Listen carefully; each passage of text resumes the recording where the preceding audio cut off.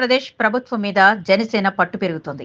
Party ప్రధాన కార్యదర్శి మరియు ప్రముఖ నటులు నాగబాబును మంత్రివర్గంలో తీసుకోవడం ఖాయమైంది. ఈ మేరకు ఇప్పటికే చంద్రబాబు అధికారికంగా ప్రకటన చేశారు కూడా. ఆయనకు బలమైన మంత్రిత్వ శాఖను ఇచ్చే అవకాశం కనిపిస్తుంది. దీని మీద ఇప్పటికే కసరత్తు నడుస్తోందని సమాచారం.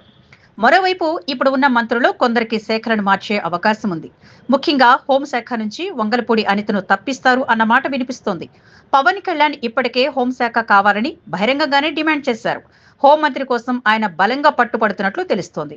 ఇందుకు చంద్రబాబు, లోకేష్ సుముఖంగా ఉన్నప్పటికీ కొందరు తెలుగుదేశం నాయకులు అడ్డుపడుతున్నట్లు సమాచారం.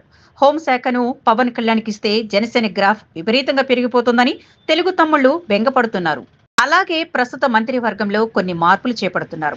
ఒకరిద్దరు మంత్రులను మంత్రివర్గం నుంచి తొలగించేందుకు సన్నాహాలు చేపడుతున్నారు. దీంతో ప్రస్తుత మంత్రివర్గంలో గుబులు చెలరేగుతుంది.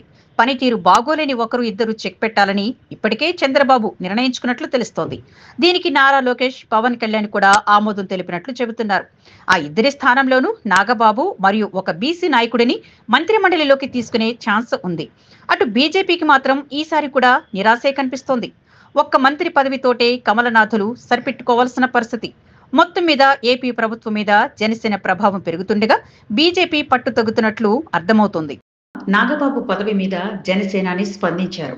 ఎమ్మెల్సీ ఇవ్వడం ఖాయమని, మంత్రి పదవి గురించి ఆలోచిస్తున్నామని చెప్పారు. పార్టీకి ఆయన అందించిన సేవలు ముఖ్యమని, ఇందులో బంధుప్రీతి లేదని స్పష్టం చేశారు.